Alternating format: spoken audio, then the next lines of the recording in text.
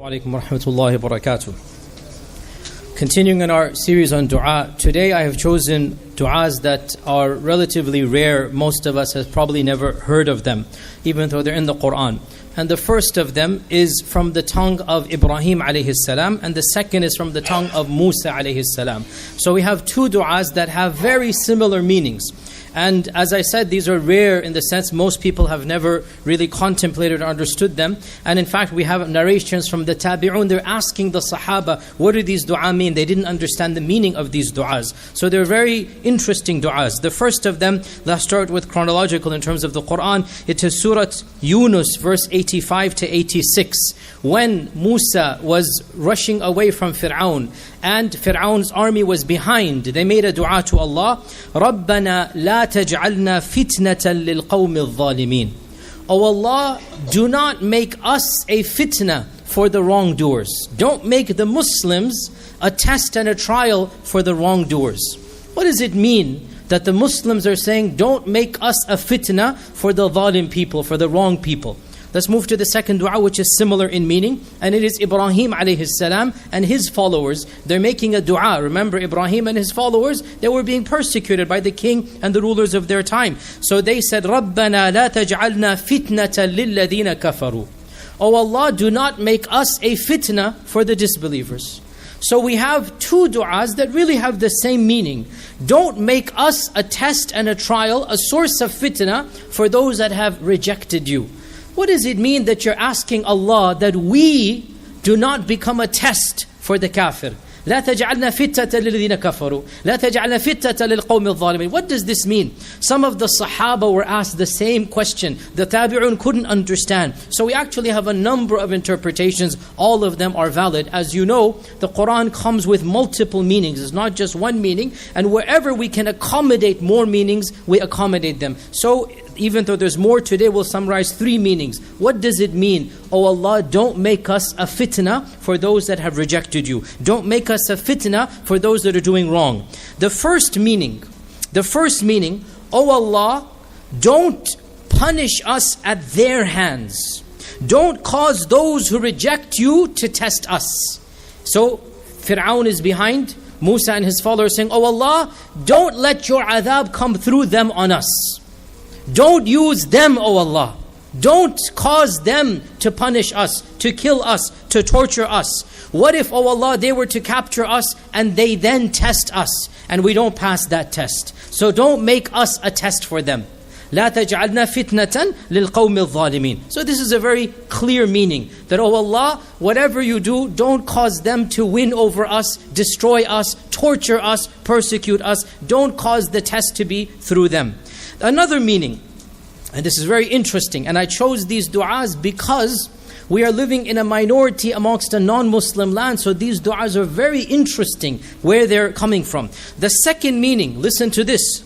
Oh Allah, do not allow the kafir or the zalim to see something in us that causes him or her to reject Islam. Think about what I just said. Oh Allah, do not make us a cause of other people rejecting Islam. What if I do something and because of me, my reputation, my sharia, my Qur'an, my Rasul, astaghfirullah, but what if I, astaghfirullah, give a bad image of my Nabi in front of the one who doesn't know who my Nabi is? So, oh Allah, don't make me a fitna for the kafir. Don't make me a fitna for the zalim. That he will say on Judgment Day, oh Allah, the only Muslim I knew was so-and-so. And look at what he did. Look at what his character was. Look at what he or she did. So it's not my fault. I assume this person represents Islam. So the dua is made, لا تجعلنا فتنة للذين كفروا. So this is a reminder to us to be role models. It's a reminder to us that it is possible that on Judgment Day, some people will try to use us as an excuse that, oh Allah, I never heard of Islam and so work with us and he was a cheat, he was a crook, he was a liar, he was this and that. And I thought if this is the faith that leads to this, why should I think about this faith? So we pray to Allah, لا تجعلنا فتنة للقوم الكافرين. We don't want to be a fitna to those people, that we will become a test for them, that they will check the validity of Islam through our actions. What if we fail? So don't make us like that, O Allah. So this is an incentive for us to raise the bar, to make sure that we are representative of our faith. And the third and final meaning that we will do, and there are more meanings in the books of tafsir, and I found this very interesting. I looked up a number of classical works today doing the research for our halaqah today, and just to see what our classical scholars said. And I have to say, I was tickled by this in a humorous manner. I'll explain why. The books I reference, such as Ibn al-Jawzi's Zad al-Masir, written almost 1,000 years ago, and other classical books, they were written at a time when the Muslim world was superior to the non-Muslim world technologically, politically, militarily. When the Muslim world ruled over the rest of the world. And they gave a hypothetical interpretation that we are currently living right now. They gave a hypothetical interpretation that, oh Allah, don't make us lesser than, civilization-wise, those disbelievers. Because what if our failure to be a better civilization, technologically, militarily, to be in our vernacular, our GDP is less. Or what if somebody says, oh, the number of Nobel Prize winners of Muslim lands is less, right? So we are, quote-unquote, lesser than them. So then they will say, oh, these are backward people, their religion must be backward as well. This is a hypothetical tafsir written of the ayah at a time when the Muslim ummah was superior in every single regard. And they said one of the meanings of this du'a, that, oh Allah, do not make us failures even in this dunya. Because a failureship in this dunya will be interpreted by them as an excuse to be a failure in what? In our religion.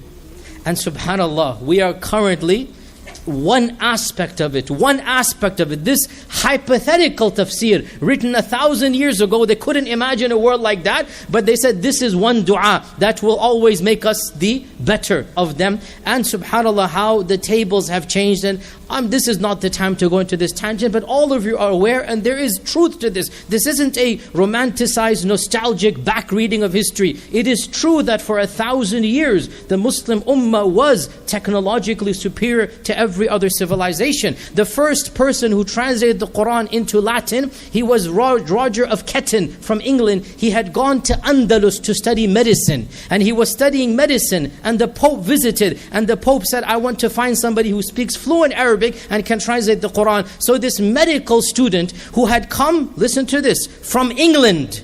Where did he go to study medicine? Andalus. Where do we go to study medicine these days?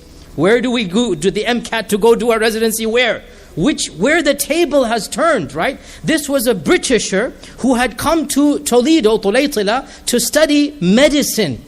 And he had to learn Arabic to go into the medical college. And he's reading the books of classics. You all know Ibn Sina's Al-Qanun fi al-Tib was one of the first books translated and became a medical textbook for 300 years. So much so that the title itself, Al-Qanun fi al-Tib, it became a word in English. The word canon, which means a canon of laws, comes from the Qanun of Ibn Sina. The word canon is because of Ibn Sina. And all of the other stuff we've heard, Al-Khawarizmi and Al-Jabr and all of this, the Arabic numerals, all of this is true. And I found it so ironic. You can see my sense of humor here. Some of our classical ulama said, this du'a, لا تجعلنا فتنة للقوم الكافرين. This du'a, للذين كفروا, this du'a, one of the meanings is, oh Allah, we should be better than them in every aspect. Because a failure in one aspect is possibly interpreted as a failure of the deen. And we don't want to be like that. And they were writing at different times, and now the tables have turned. However, the truth of a religion is not based on GDP.